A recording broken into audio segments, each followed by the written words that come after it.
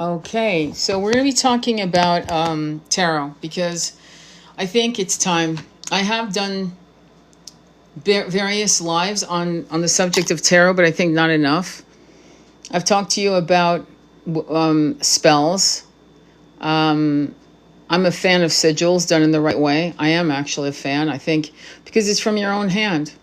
And there's something magical about it. And think of it as your personal family crest or your personal crest for your soul, for your vision, for what you want. But Mspiracy, and I'm just going to call her out because she did a video on tarot talking about nefarious forces coming in to manipulate tarot. And I think what we need to understand is that tarot is no different than witchcraft, is no different than psychic downloads, is no different than oracle dreaming, is no different than corrupted downloads. Can we agree on that? Because this is really important. I'll tell you why. Because a gun is a gun, a knife is a knife, and it's the bearer of that tool that determines the integrity of the outcome. Can we agree on that? So, for example, a knife can cut an apple in 3/4 and share it with 3 people, or it can harm someone. Can we agree on that? And so it isn't the tool that's the problem. It's the person. And there are psychics that are fucking unhinged. And I'll be the first one to say that. But Mspiracy did a whole thing on tarot and she's full of shit. I can tell she's not a tarot reader. I doubt she is. And if she's fucking around with tarot's cards like most people do, she hasn't done it like I have. What does that mean? Well, I started reading tarot when I was 18, number one. Number two, I did what I call street tarot.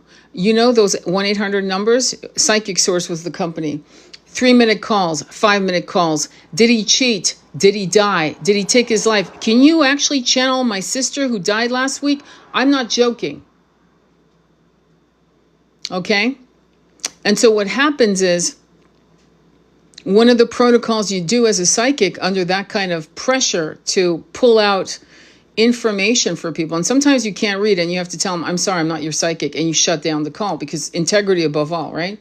But one of the things you do constantly is you sage your cards, you sage yourself. As a matter of fact, some of you who have done readings with me will hear me coughing and I'll say too much sage, meaning I'm saging while we're doing the reading. My sage is burning, meaning smudging, meaning smoking while I'm reading. Why? Because the energy constantly needs to be cleared.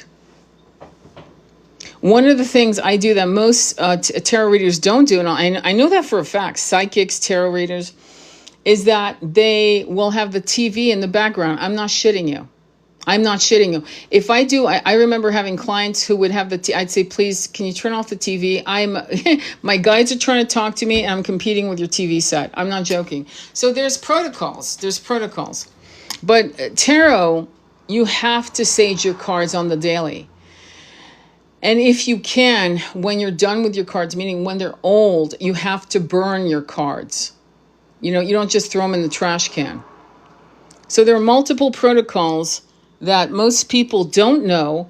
And I take offense when someone doesn't take it from the right angle. And here's the right angle. The right angle is, and it's the only angle to take, is that there are some psychics that are full of shit. I remember meeting a psychic. I've mentioned her once before. This was years ago. This was when I was getting my Reiki master certification from a Reiki master who'd gone to Japan like fucking 10 times. And she was from Kashmir. And she initiated me with the symbols and so forth. And this psychic, I didn't like her from the giddy up. She was arrogant. She was nasty. And she said something of, oh yeah, you know, I'm clairvoyant, I'm this, I'm that. I go to the Las Vegas and that's why I'm rich. And she did, she owned properties because she was using these tools for the wrong reasons. And so she used it to make money and apparently not to really help heal people, which sometimes you need to do that. I mean, that's part of the process of being a healer, a reader. You got to make sure that you give people as much as you can, you know, for them to not just get the answers from a reading, but to have homework, to have directions after the call. 60 minutes is fine on a reading, but then what happens after that? You're cutting me loose out there? So every psychic / reader is different. And I've lost friendship with certain, well, I'm going to say acquaintanceships. Obviously, they weren't that fucking friendship, but were people who I remember paying them for readings going, what the fuck? And I mean, like, is that what people are getting from you? I mean, this is for $175. That's bullshit, right? So I know what's out there. I have an idea. And I'm not saying I'm the greatest of the greatest. I'm not Muhammad Ali. I'm not saying as a Muhammad Ali champion, I am the greatest. That's not what I'm saying. I am saying, though, that tarot readers have to give a fuck about you. And to me, a sign of tarot reading faux pas is for you to pay them $150 or $175 for an hour, and it's a pre-recorded session that you're getting. You're not interacting with your reader. You're not interacting. You're not breathing on the phone. You're not sighing. They're not picking up on your particular energy. Do you understand? And that's a no-no in my book. But people do it all over, the US. I don't know what they do in Europe, but I know that they do this like that. And that's a no-no. I'm not convinced that people take care of their tarot cards like they should, as living, breathing hieroglyphs, as runes, as holy ancient symbols that were created and from the ancient Egyptians. To be honest, it's actually what they talk about is that the original gypsies, aka Romani people, came from Egypt and fled and moved into the European continent in their beautiful, colorful caravans. That's the original concept. But we did have soothsayers and oracles that go back into the ancient realms, back beyond Egypt. We had that in Atlantis. We had high priests and high priestesses that could etch what you know how you see these Norse symbols on runes. They would etch what I'm going to call light language for the purpose of this conversation, what you might call Atlantean language, or even pre-Atlantean symbolic images that you could actually, like dice, feel it in your hand and throw it on the ground or throw it on an altar, and it would give you information based on the Akashic libraries, holographic, moving information of what could and could not do. I'm going to tell you a story that's very pedestrian. It's very, very pedestrian. And I'm almost embarrassed to tell you. But years before I got into union, thank you, my love. Years before I got into union with my twin, I didn't even know he was Irish. I had no fucking idea. But I've always had a very, very strong bond with Ireland. I've never been, by the way. It's one of the places I've never been. But I remember my father went. And he had sent us a sweater, a beautiful fisherman's sweater that I really just cherished like you wouldn't believe, and a little hat that went with it. And I wore it until I outgrew it. I was so sad to outgrow it. But the point is, I've always had a very deep bond, and it's definitely past life stuff, just like I have a deep bond with, Scotland and the bagpipes. The bagpipes have my whole body shivering, and it's a somatic recall. Anyway, I was like, am I going to eventually, because I knew my marriage was over, I knew this was, and I wanted to know, will I be in Ireland with an Irish man, or will I meet a beloved? I mean, I was doing what women do when they're looking for love, when they're still looking for love. And I kept saying, will he be from Ireland? And it kept saying no. Will he be Irish American? It kept saying yes. This went on for fucking years. I'm not joking. And it became a joke for me. I stopped even considering it. Me, dummy, didn't even know his last name was definitely fucking typically Irish. Kind of like, I mean, I know Kennedy's Irish, but it was a name kind of like I should have known better. And then finally, after we came into union, there he was, American Irish, 3 generations back on both sides of his family. I remember when I asked about the house I'm sitting in right here, and I threw tarot, and I said, will I own this house? And it kept saying yes. And I kept asking for a month. I'm going to make it up. Will I own this house by January? It kept saying no. Will I own this house? Yes. Will I own this house by February? No. And so it was that kind of thing. But will I own this house by the end of May? Yes. Okay. So I went, okay, well, At that point, I could make a decision on certain things, right? My point is, there were no nefarious creatures lurking about giving me false information. Tarot cards is like reading the newspaper. If you do it correctly, if you have right preparation, if you have a connection with your tarot cards, you don't force yourself to like a deck. You have to love the deck. You have to really, the deck has to speak to you. Even the smaller decks that I use to clarify the larger decks, I have to love every fucking deck. They become my familiar, my allies, my little gnomes, my little fairies. And there's nothing evil about it, because I am the bearer. I am the holder. I am the conduit of those cards. I am. Now, can I guarantee that with somebody else? No, I can't. I can't tell you that if you go to some person who gives you the creeps, but you figure, your girlfriend or your boyfriend or friends or whatever are telling you, she's really good, but she gives you the creeps and you don't know why. I don't know what she's going to give you. I don't know how it's going to come out. I don't know, but I can tell you this, tarot cards are neutral energies. What breathes life into tarot cards is the bearer of the cards, the thrower, the person that throws the cards, reads the cards. And the cards are very, very, very, very sensitive. And reading is not something you learn in 1 year. And I'm seeing and I'm going to be straight up with you. You should ask, just like when you call a twin flame coach, or quote unquote, you should ask them, are you in union?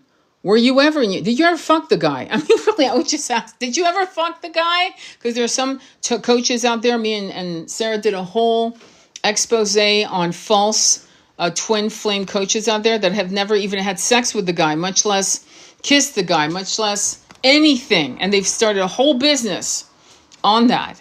And people are just running towards this coach like, oh my God, because they have the right, I don't know, setup. It looks nice and they wear nice clothes, and I don't know what people think about it. They say good things, but the bottom line is, have they been did they live together? Not for 2 weeks. I mean, live together, pay bills together, go on trips together, fuck around, roll around in different places and do things. Because, I mean, if you're going to get coaching from someone who's never, it's kind of like learning how to horseback ride from someone who's never ridden a horse. I mean, to me, it's insane, but people do it.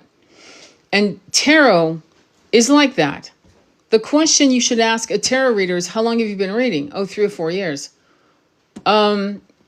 I don't know. There are some people, I'm not going to put people down that have done it for only 3 or 4 years, but there are some people that do incarnate with the gifts because they were tarot readers, they were gypsies, they were ancient hieroglyphs, ancient Norse Viking high priestesses, and they've brought back those skill sets. Like, don't get me started on that one, but I would ask them, like, how long and where have you read, and how many people have you read for,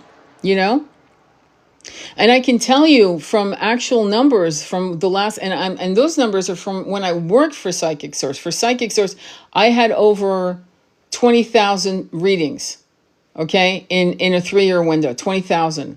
That didn't include my personal clients that I work with. That number did not include that.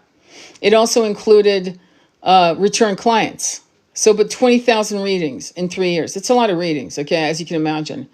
So after you do these kinds of readings, you start being very, very quick, okay? Because sometimes you have a client who has 3 minutes, not because they're cheap, but because they're broke, but they need the answer. And you can hear it in their voice, and you're like, fuck, I got 3 minutes to give her something. And then email her some books to read afterwards, right? That will take her on to the next level. I can't tell you how many clients that were under that kind of tight budget thanking me, oh my God, thank you for the email, thank you for all that, thank you for all that, instructions. So tarot is not the enemy, okay? Tarot cards are fine. It's the people. It's kind of like planet Earth. Planet Earth is awesome. It's the people running it that are assholes. It's no different. You have to look at tools in that way. You have to discern the difference between a shyster. It's no different than choosing a shaman. A real shaman isn't going to let you fucking take medicine every month just because you can afford it. They're not. They're going to say, look, hang on, okay? You've gone to me twice. I think you're good. Come back to me in a year. That's a good shaman. That's a real shaman. A shaman that calls themselves a shaman is a charlatan. They don't care if you come in every week. They figure, fuck it. It's paying I'm building my new home in Costa Rica. They don't care. So I think her blanket statement on that video that she created did not have a fairness. And even I think her videos are great, don't get me wrong. I think she is talented, but I think that she's running out of subjects, and she is not realizing that you want to give people, you want to kind of direct people to the right things, kind of like what Sarah and I did. We basically, Andromeda Flame and I basically said to you guys, here are the people you don't go for. Here are the people you go, you want to, if you don't want to work with us, work with those coaches in the Twin Flame community and do what you need to do. Go, you want to, if you don't want to work with us, work with those coaches in the Twin Flame community and do what you need to do.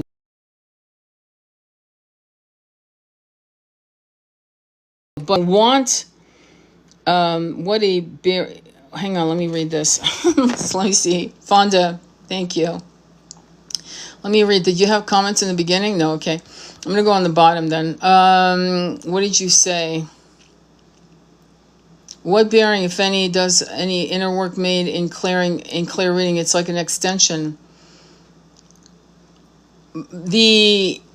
I'm not sure what you're asking, and probably because I'm not reading it. I think it's an extension to a point, and then you're reading too much. If you're reading the cards again and again, and in other words, if you're reading every single day, it becomes an obsession, and an obsession is toxic, and it has you looping, okay?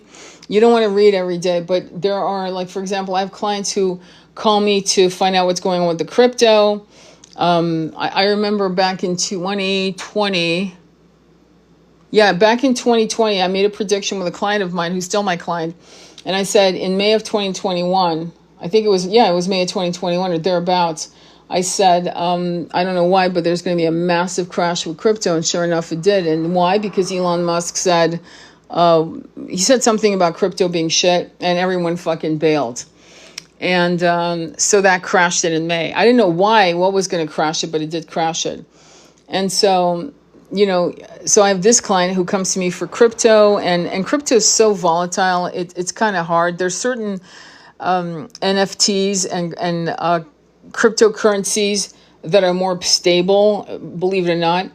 But there's some NFTs that missed the boat. There were NFTs that were so pixelated and so fucked up, it looked like you would have never bought in a million years, and they were worth $500,000. I kid you not. So I was working with that client on that aspect. And I work with clients on heart-centered business, like plans on how to launch their businesses through tarot, believe it or not. And I will say things to clients about their heart-centered desires, and they haven't told me yet that it was something they're thinking about. So tarot and using tarot is not devil's work. It's only devil's work if you are working for the devil. I mean, it's really that simple. If you're an asshole and you're working around with voodoo and shit like that's really in the wrong direction, okay? And it is, and witchcraft, black and red witchery bullshit, then you're gonna have you're gonna read your readings are gonna be very corrupted, very nefarious, and we don't know what. And it may still plug into certain things that connect with you, but it could be in the wrong direction. And again, most of these people that do this kind of nefarious work through tarot will always sell you $1,000 candle, a $200 candle. They'll tell you that this will do this. They'll tell you, I had a client who did a cord cutting ceremony with her friend who's also a psychic. And I said to her, look, I was actually fucking boiling mad not because I was mad at her, but because, and I said, I need to bite my tongue right now. I actually told her that. I said, I'm going to be very diplomatic, because if she's psychic, she should have known better. And it's the cord cutting. First of all, you don't let anybody cord cut for you. Ever. Never. Okay? Just like I don't take a shit for you, I don't cut cords for you. But I'll tell you how to do it. Just like I'll tell you what to, take some plums and eat some and you'll have a good shit in the morning, right? I do not do that for you. Why? Because first, I don't want to be entangled in your karma, number one. And number two, you don't want to have me entangled in your karma. Hello, you're trying to cord cut shit, not add another knot to your karmic loop, right? Okay, so she went to her friend who on the phone, so she's she's in another city, and they are doing the 2 candles with the cords burning, right? Now, I did videos on how cord cutting a twin flame is impossible. Good luck. What you can do is cord cut negative shit from your twin, but you can't cord cut, unlike, say, a soulmate or a pedestrian lover or whatever. You can cord cut that all day long. But anyway, so they did the 2 candles, and the candle of her twin that represented never went out. Well, no shit. And I said, well, now you know that I wasn't bullshitting you when I told you it was a twin. Yes, he's toxic as fuck, but unfortunately, he is your twin. And she agreed. I go, that proved it. But the thing is, she had no business doing that for you. She should have given you the instructions to do it at the very minimum. Given you the instructions, told you what candles to get, told you the color and why, told you the kind of string and why, and then told you what to do, right? But not her doing it for you. Again, I caution you to let people open your chakras. They can clean your energetic field, yes, but if somebody actually, I'll give you an example. I went to ER about 3 months ago, right? And they wanted to put the thermometer, how to your third eye, right to you. And I went, no, I literally pushed her eye under when I go, and I gave her my wrist. And she went, oh, it's just, and I went, no. I wouldn't let a thermometer hit my third eye, much less someone else fucking with my third eye. Or any of my chakras. Do I go to a Reiki master to get energetic clearing? Only if I trust them with my life. This isn't a massage, folks. This is energy that's being dumped on you or cleared for somebody's pulling stuff out for you. But it's not something you just do because there's a sign on their door and some certificates on their wall. It's an energy. It's you hearing the voice going, do I like this person? Do I like the way they sound? Do I feel good about it? All right. And it's the same as choosing a therapist, I guess, right? You don't just, I hope that's what you do. I hope you don't just go to any therapist, sit down because they take your insurance. You're not going to get anywhere. You're going to go in loops. You know what I mean? You might as well talk to yourself or ChatGPT or find a friend or fucking go to a circle of women who are open to talking about a lot of vulnerable stuff. But let's go back to tarot. Tarot is so complex that you will have a deck for a year, right? Or you'll have a deck, your favorite deck, and you'll keep replenishing that deck, switching it out to a brand new deck, right? Of the same designer, right? For say 3, 4, 5, 6 years, whatever, right? And you go on to another deck. You kind of get sick of that, but you will see symbols that are very important to this particular client that you've never noticed before on the right-hand side of the card, left, bottom right, bottom left, middle, whatever. And you'll go, wow, I never even saw this before, right? So, for example, the magician. The magician is created in multiple ways. Various artists will create the magician in different ways. But on the magician's table, in a typical deck, right? On his table, what is the magician? The magician, to give you an example, is the manifester in 3D, right? So what does he have on his table? He has the Ace of Swords, speak the truth, cut out the bullshit. Ace of Pentacles on earthly realms. Ace of Cups from a place of love. Ace of Wands from a place of creativity and passion. A new birth. And on the table, for some reason, for that client, you're saying, you're seeing it. Okay, because she's asking, should I do this business? And in that, it's saying, cut out your bullshit. Be honest with yourself. Come from a place of love, passion, and creativity, and it will manifest in the material world. Go ahead and start manifesting that. And then maybe later on, you'll have an Ace of Cups. And in this reasoning of this particular throw, it's not about love coming into her life. It's about a new beginning based on what she loves to do, heart-centered business, for example. So how evil is that? Does that feel evil to you? Does it feel like some nefarious, like draconian reptilian on the other side of the veils are coming in now and fucking? Well, first of all, what do I do when I ask a client to do a reading with me? Give your angels, guides, and allies permission to guide you in this reading. Number one. Number two, what do? I've saged myself. I've called on my 5 archangels to protect me, so I am not a conduit of bullshit, but a conduit of light.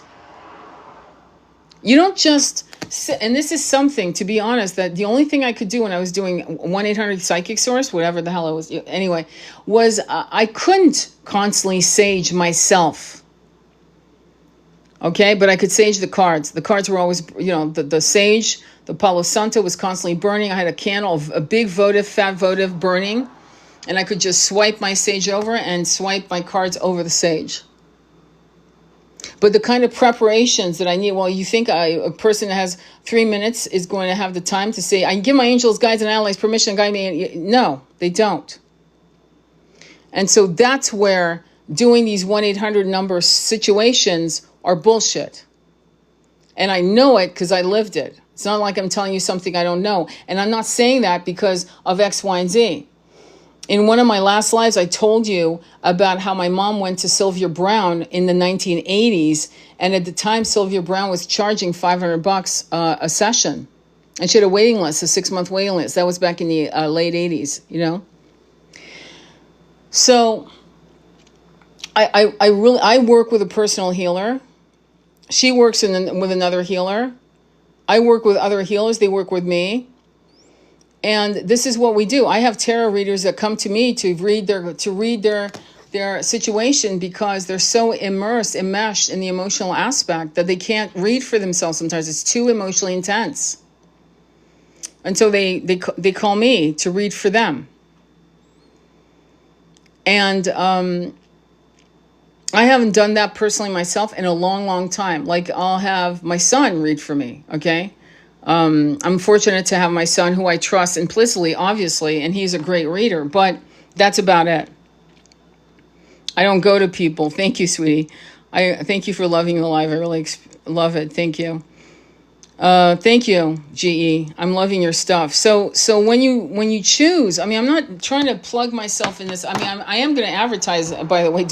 You'll probably see me advertising momentarily, like in the next 24 hours, my tarot reading, because, obviously. But that's not why I'm doing this. I want you to be smart about who you choose. Whether you choose someone out of Norway, right? Whether you choose someone in this country.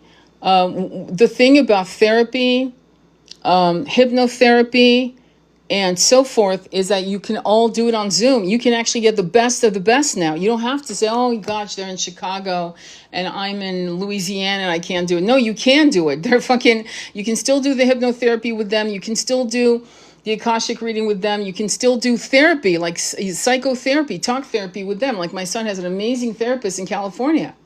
Zoom. Okay?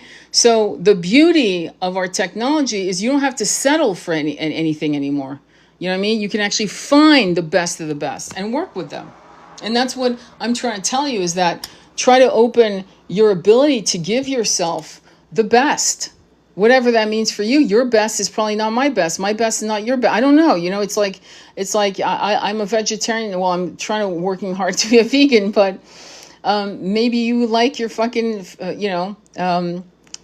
salty fish and fries. And that used to be me and it's not anymore. That doesn't mean I don't appreciate what you like. But what I'm trying to say to you is try to give yourself a break. And don't limit yourself by what you're surrounded by. You don't have to anymore. You can actually talk to one of the best, like one of my hypnotherapists, my professor, who taught me, he was teaching me out of Germany, just so you know, through Zoom. And then some of my colleagues were in, what were they? Hang on, I'm trying to remember. Yugoslavia And we were scattered all over the world trying to, I mean, some people were in Australia, were getting up at fucking 3 o'clock in the morning to make the classes. I'm not joking. They were like blurry-eyed and fucked up. And they were great people, amazing people when I took my course. So my point to you is like, your limitation is self-created, okay? And tarot, when you pick up a deck, you've got to realize that you're opening a portal. And so when you open a portal, you got to make sure that you're prepared. You've prepared yourself. You've got protection. And the protection isn't because the tarot deck is evil. Just to let me repeat myself, please. It's because to not allow anyone, any entity to walk in, a joker, a nefarious being, whatever. One of the reasons why I will not do that, all the protocols I just told you, because a smart person would ask me, well, what about the Ouija board? The Ouija board, and I've mentioned it before on other lives, like I think at least a year ago, the Ouija board has created in itself from decades of being used an egregore of joker, nefarious energy. I would never play with, none of us in the spiritual community play with Ouija because we're aware that it is its own entity, quite literally an own entity, and it has been used in nefarious ways. Though it's a toy, right? Supposedly it's a toy. But the egregore has been set. When you and I and people like us buy oracle decks and tarot cards, we are attracted to the art. We are attracted to the energy of the creator. Now, you know my girl when it comes to oracle decks is Alana Fairchild. She's one of my main squeeze when it comes to oracle decks. You know that by now. Many of you who've had readings with me know I do an oracle reading, one card, which quite often, not always, but like I'd say 65% of the time is either your twin's number, your number, or your numbers combined. It's the weirdest shit. And it's exactly the message you needed to hear, right? So she's my girl when it comes to that. I don't agree with all her shit, but I do love the robustness of her cards. And there's some other people that right now, unfortunately, I can't think of their names. Cheryl Yambrick Rose is another one. And I love what she's about when it comes to Mary Magdalena and Yeshua and this and that. And the Knights Templars, and she's got incredible various decks that are quite interesting. Star Seeds, a Pleiadian type of energy. But her actual inserts, the decks, are not robust at all. They're kind of, I don't know, 3 or 4 paragraphs if you're lucky, okay? And so for a quick boom, it's great, but it's not thorough, you know, though I do reach for her deck. What else can I say? I have beautiful oracle decks. I'll be selling some of them because I'm not using. They're beautiful though, but they're not my meat and potatoes like Alana Fairchild's decks. And I've got Moonology, and it's okay. I'm not like a fan of it. And so there's different things I do, and I think I'm going to start doing more collective readings, but I wanted to kind of like address what this creator has done. And I could, you know, I'm not trying to blast her. That's not my goal, but I can see why she would say that, knowing what I know about all of these supposed psychics / tarot readers, and the fuckery of them telling you what you want to hear. Number one, that's a fuckery. That's a massive fuckery. If somebody comes to me and says, I want to know if my book's going to get published, and I clearly say no, I see no. I have to say, no. There's something, and the fortunate thing is this person's gotten me. I'm an author. I've actually gotten a couple books published, and I'm working on a couple more. So I can say to this client, no, there's something missing in your book. And I remember doing that with a client recently, on a book. I think it was this year, as a matter of fact. And she said, I said, there's something missing in your book. And 5 of Cups came up. You're disappointed with past failures. You think everything you've ever done will fail. Like, you don't really believe in the book, actually. Are you done with the book? She went, no, I'm still working on it. I go, what is this about? Well, it's about, you know, my abusive husband, how I left my marriage, blah, blah, blah. And I said, well, you're not telling the whole truth, are you? You're embarrassed. And she went, well, No, I said, really, it's not a question. I'm actually telling you this. I'm not asking you. Really, it's more like I'm trying to be polite, but you're not telling the whole truth. You're not talking about all of the things that really went down to keep you there. And to be honest, what you may want to do is write it in, like, each chapter stands on its own. In other words, you could actually publish one chapter on its own as a short story. It has to have that kind of grip. And then, but there's a hook to the next chapter, and you're not doing that. So what I would say to you is, first, write it. Write it. Then throw it on the floor like a quilt, and then stitch it in, and then end each chapter to hook onto the next chapter. Because, first of all, stories aren't linear. I mean, they are linear, but the way the mind remembers isn't linear. And the way one writes a memoir should never be linear. It's fucking boring. Sometimes you start with the death. This is something I loved with The English Patient. I don't know if you guys ever saw the movie. I'm totally going off track for a minute, but bear with me. In The English Patient, that's exactly what happens. It's how somebody remembers their life. It's non-linear. It goes into flashbacks, various stages of the flashbacks. So she said she agreed. And she said, okay, well, and I said, so until you do something else, it's a no. Now, most tarot reader would have been telling her, yeah. Just like I have people coming to me saying, is he going to call me? And I get a no. See, if you're not willing as a reader to tell your clients it's a no, and no matter how many ways you throw it, 3-card throw, fucking Celtic cross, whatever else, ways you can throw it, swear to God, if it's still a no, it's a fucking no. And usually it's a no for now. And then this is where we come in as psychics, because then we get the download of why it's a no for now. Because the cards can't tell you why, typically. I mean, they can, but not to that level of a psychic download. And the psychic download would be something like, you're still waiting for him to see you, to apologize, to honor you, to leave her for you, to choose you. You're waiting for your life to start, and it will not start until he does all these things. And that's why he's not coming back, because you're not getting the lesson. The lesson is not any of that. The lesson is you are enough unto yourself. The lesson is that you don't give a fuck if he sees you or not. The lesson is that you will always love him. That will never not be the truth of your entire existence and beyond this incarnation. But the truth is that you are not waiting for him to fucking see you, apologize, leave her for you, choose you. None of that is true. And until you let go, he won't let go of his stance. And the irony of that is that in some cases, when women can actually move out of this, I need him to be happy. I've had men like that too. I can't do my mission unless my twin is with me. Then you're not fucking getting the fucking picture. You're not getting it. Again, it's this concept of I can't breathe unless he sleeps next to me.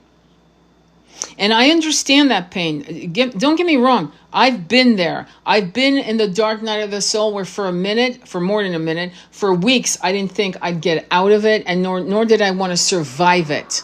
I was at a place where I didn't want to survive myself. Do you understand? So I've been there, front and center. But there was a mercy in that. What was the mercy in my case? My twin died last year.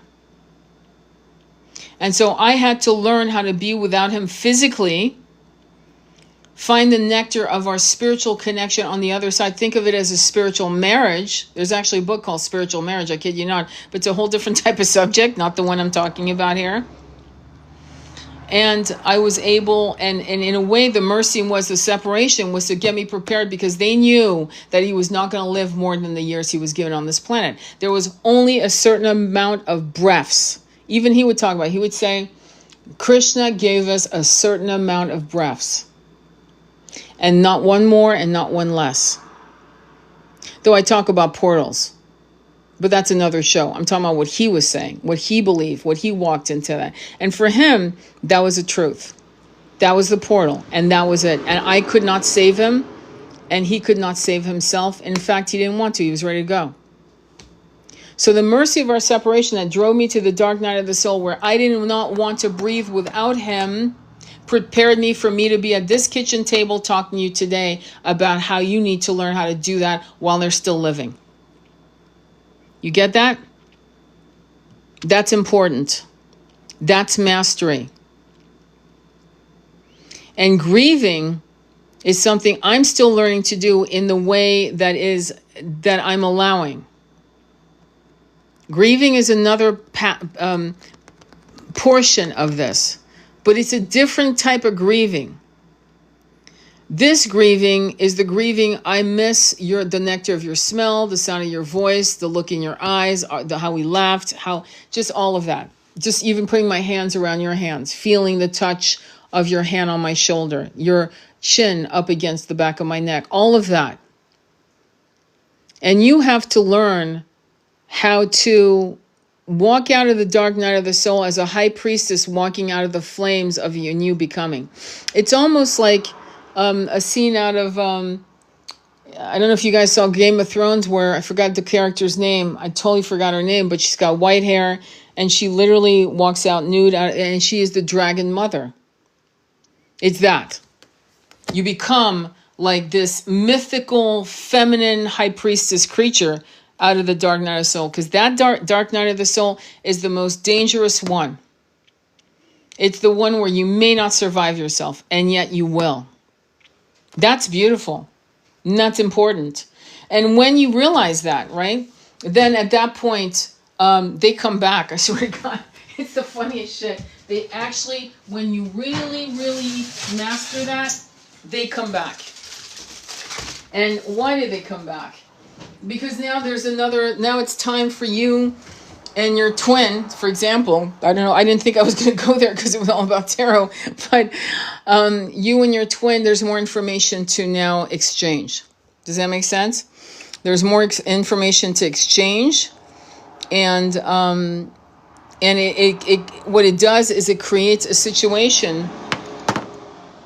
where you have come to a place, a plateau of self-liberation from the pain.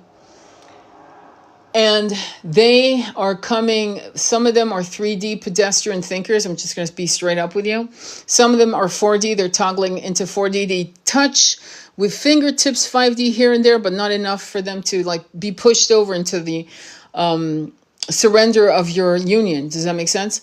But the point is now there's more. You are now the high priestess or high priest in some cases, where they return and they're able to understand, because they've gone through a couple depressions, a couple small dark nights of the soul. They could have gone through a massive, like my twin when we were in separation went through a massive, massive dark night of the soul. And like any good lover, one doesn't want to see their beloved suffer, but I understood the necessity of it. And so I didn't try to save him from it. I tried to help him along, but not save him, because he could not be saved. He needed baptism by fire. So my point to you, so tarot, so when I first read tarot when I was 18 years old, I had a lover in Switzerland.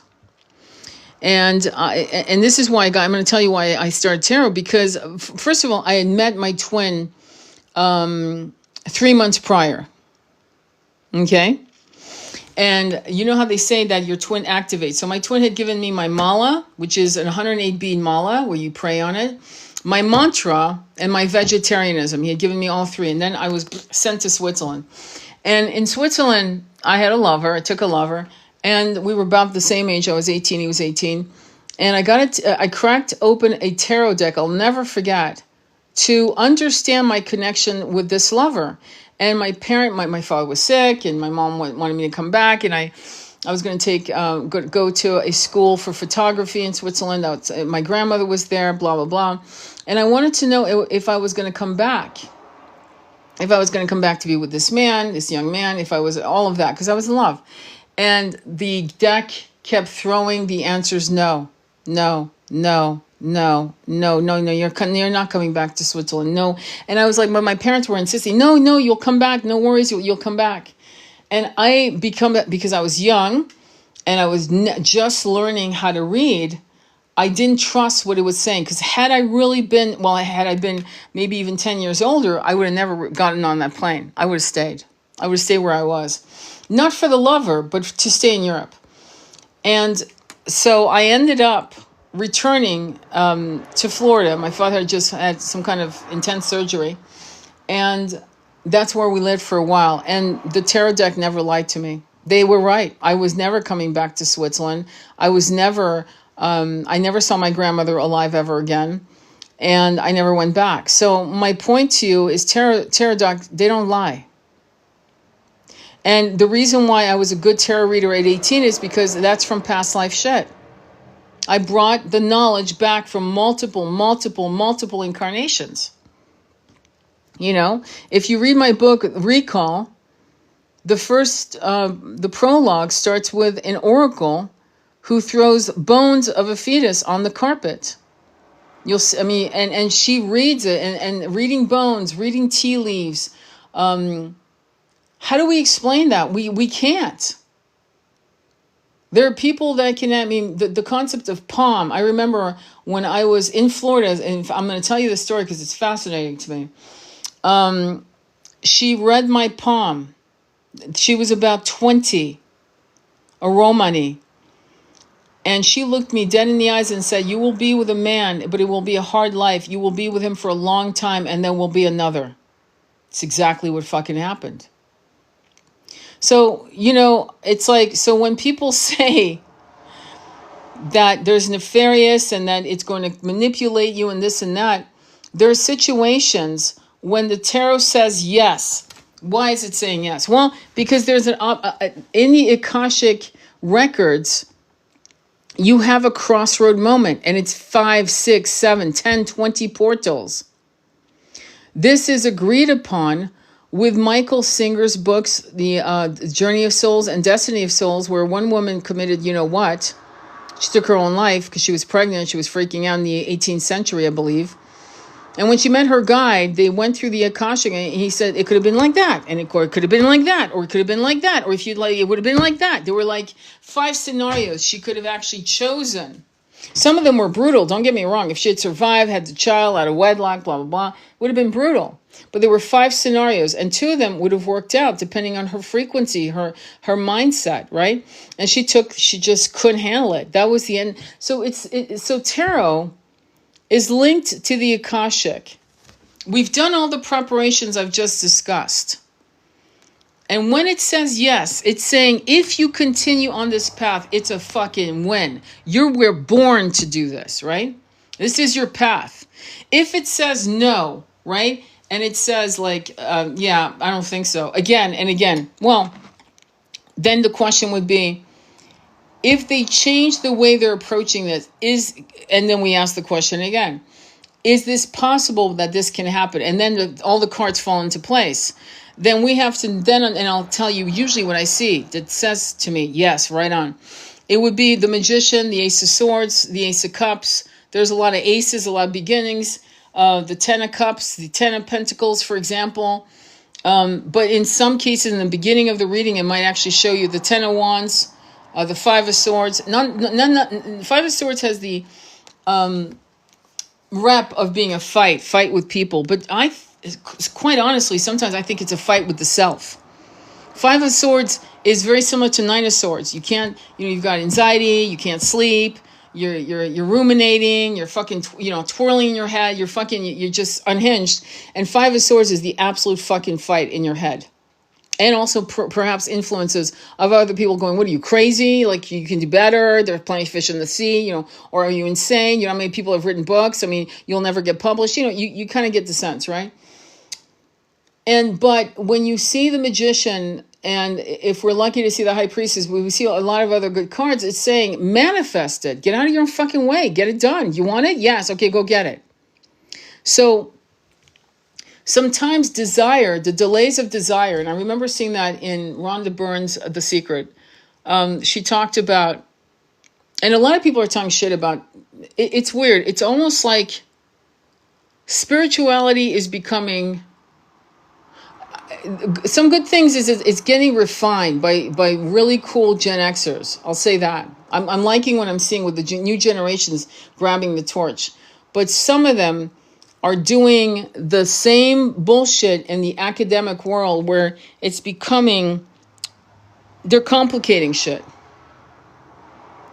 And sometimes you got to get back to the old people, like John Kehoe with all he talks about holographic universe. It's a feeling universe. If you feel like shit and you're doing your mantras and you're doing your affirmations, you're not getting shit.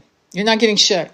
You're better off taking a shower going, oh my God, I'm taking a shower. I'm so grateful. Your heart's skipping a beat. You're so fucking joyous and bliss. And you're imagining you're in your $5 million home. Like that. And a lot of people took offense to Rhonda Burns when she talked about money, necklaces, bicycles, and shit like that. Not understanding that she was catering to pedestrian minds. And what do pedestrian minds want? They don't want freedom. They want fucking things. You see what I'm saying? So for her documentary to be successful, she had to cater to what people thought was important. Now, remember the guy with the gratitude rock. I don't know if you guys have never seen the whole entire Rhonda Burns, The Secret, that came out 25 years ago. I highly recommend you watch it. There's a story of a man who gets a rock. It's a gratitude rock. And because he said so, just so you know, and there's this African man whose son is really, really sick. Really sick. And I'm kind of paraphrasing the whole story, but I'm going to give you the essence. And he talks to this man who's in America, and he says, could you send me a gratitude rock? And the man says, well, it's just a rock. He goes, no, but I really, could you choose a rock that's really, for my son, he's really sick. So he goes to the beach, I believe, or somewhere, and he's really careful because this rock has to look a certain way and it has to do this miracle of healing this kid. And he picks this perfect rock, parcels it up, ships it to the guy, and the guy receives it. And a couple weeks later, he calls, he says, your gratitude rock saved my son. And he kind of laughs on the screen. You'll see, almost like sheepishly laughing, because it's like, but it's just a rock. But he realized that, but it was the intention around the rock, kind of like the intention we put around our crystals and our altars, and so you see what I'm saying? And so it took an energy, and rocks are not just rocks. By the way, I hope you and I both agree on that. Rocks have energy. They've been here before we were here. It's extraordinary, rocks. And then to infuse certain rocks, and I know you found rocks you absolutely adored, as much as crystals. And, some that were shiny with fool's gold and things of that nature. So what's my point? My point is that if you're going to work with a healer, a hypnotherapist, a psychic, a tarot reader, it really matters what that person is all about. It really matters. It doesn't matter that they can do this, that, and the other. What matters is how you're bonded to them, how you trust them. I personally would never go on someone's table unless I fucking trusted them. And if I don't trust them, I sweetly decline. Or I have a headache, or I'm not going to say, no, I don't trust you, because I would never, ever harm someone's,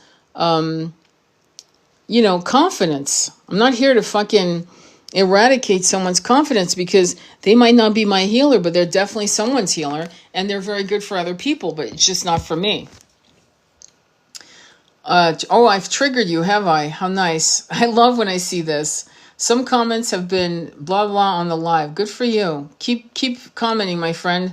The boomerang of karma is a bitch. I hope you can, duck. But anyway, so it's funny as hell. People are so stupid. It's amazing. Anyway, so I want to thank you. Do you have any questions on tarot? Do you have any questions on that? I might do some collective tarot readings soon. If you want a reading, you know, hit me up. I'm not going to hit you up for a reading. Trust me. I'm not going to go into your DMs and say, oh, I saw your energy. I think you're amazing. I'll never do that. That's not me. Don't get hustled. Thank you. Thank you, Fonda, for all the love. You really are fond of love. But why the question mark? You should take that out and put exclamation point. Fond of love, not fond of love. Anyway, thank you so much for everything. Love you all. I will upload this on YouTube. And again, no harm, no hate on Mspiracy. I think she has a lot of fantastic videos. But I love you too, Deanna. Yeah, I mentioned you. I mentioned something about you. I should say that subtly. Anyway, love you all, and I'll talk to you soon. Namaste, be well. Ciao. Oh, I hope I can.